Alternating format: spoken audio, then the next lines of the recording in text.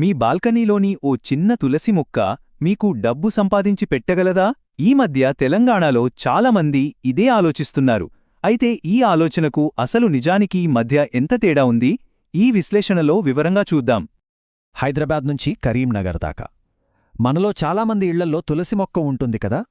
ఇప్పుడు అదే మొక్క ఒక కొత్త బిజినెస్ ఐడియాకు సెంటర్ పాయింట్ అయింది. మనం రోజూ చూసే ఈ మొక్కలోనే ఒక పెద్ద అవకాశం దాగి ఉందని చాలామంది గట్టిగా నమ్ముతున్నారు. కానీ అసలు ప్రశ్న ఇక్కడే వస్తుంది. బాల్కనీలో పెంచుకోవడం వేరు, దాన్నే ఒక లాభసాటి వ్యాపారంగా మార్చడం వేరు. నిజంగా ఇది సాధ్యమేనా?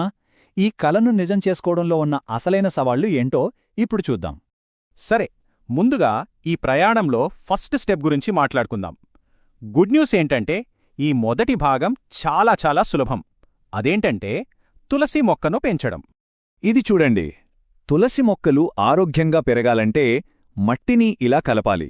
50% ఎర్రమట్టి మొక్కకు బలాన్నిస్తుంది, 30% కంపోస్టేమో పోషకాలను అందిస్తుంది, ఇక 20% ఇసుక వల్ల నీరు నిలిచిపోకుండా బయటకు వెళ్ళిపోతుంది. చూసారా మొదటి అడుగు ఎంత సింపులో?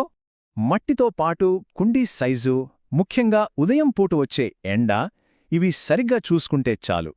మన తెలంగాణ వాతావరణమైతే తులసి మొక్కల పెరుగుదలకు చాలా బాగుంటుంది.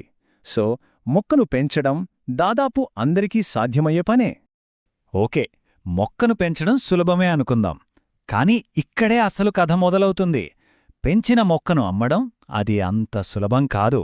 ఇక్కడే మనం అసలైన ఛాలెంజ్లను ఎదుర్కోవాల్సుంటుంది. ఇక్కడ మనం ఒక చాలా ముఖ్యమైన విషయం గుర్తుపెట్టుకోవాలి. ఒక తులసి మొక్కను కుండీతో సహా అమ్మడం వేరు, దాని ఆకులతో ఒక ప్రోడక్ట్ తయారుచేసి ప్యాక్ చేసి అమ్మడం వేరు. ఎందుకంటే ప్రజల ఆరోగ్యానికి సంబంధించిన విషయం కాబట్టి ప్యాక్ చేసిన ఉత్పత్తులకు ప్రభుత్వ నియమాలు, లైసెన్సులు చాలా కఠినంగా ఉంటాయి. రిస్క్ కూడా చాలా ఎక్కువ. సోర్సులో ఒక చాలా కీలకమైన సలహా ఇచ్చారు. అదేంటంటే మీ ఉత్పత్తి పేరులో టీ అనే పదాన్ని పొలపాటున కూడా వాడొద్దు. అలా వాడితే అది మిస్లేబులింగ్ కిందకొస్తుంది, అనవసరంగా ప్రభుత్వ అధికారుల దృష్టిలో పడతారు. ఇది చాలా చాలా ముఖ్యమైన పాయింట్. మరి దానికి బదులుగా కొంచెం స్మార్ట్గా ఆలోచించి తులసి హెర్బల్ ఇన్ఫ్యూజన్ లేదా హెర్బల్ డ్రింక్ మిక్స్ లాంటి పదాలు వాడండి. ఇలా చేయడం వల్ల అనవసరమైన లీగల్ సమస్యల నుండి దూరంగా ఉండొచ్చు. సరే, ఇన్ని సవాళ్లు గురించి మాట్లాడుకున్నాం కదా అని భయపడక్కర్లేదు. వీటిని దాటుకొని ఈ వ్యాపారాన్ని విజయవంతంగా ఎలా నడపాలో కూడా ఒక ప్రాక్టికల్ దారి ఉంది. అదేంటో ఇప్పుడు చూద్దాం. ఒక్క విషయం గుర్తుంచుకోండి, మన మార్కెట్లో పెద్ద పెద్ద వైద్యపరమైన హామీలిచ్చే బదులు నమ్మకాన్ని సంపాదించుకోవడం చాలా ముఖ్యం. ఇది తాగితే జలుబుపోతుంది అని చెప్పడం కన్నా మేము చాలా శుభ్రంగా నాణ్యమైన ఆకులతో దీన్ని తయారుచేశాం అని చెప్పడం వల్ల కస్టమర్ మనల్ని ఎక్కువ నమ్ముతారు. సో గెలవాలంటే ఇదిగోండి ఒక సింపుల్ స్ట్రాటజీ. మీ మొక్కలను బాల్కనీ ఫ్రెండ్లీ అని, సాంప్రదాయ ఇంటి అవసరాలకు అని చెప్పి ప్రమోట్ చేయండి. ఇక్కడొక చిన్న బిజినెస్ ట్రిక్ కూడా ఉంది.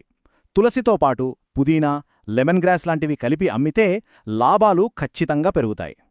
కాబట్టి ముగింపుగా చెప్పాలంటే ఎటువంటి రిస్క్ లేకుండా ఈ వ్యాపారంలోకి రావాలంటే ఇదొక సేఫ్ ప్లాన్.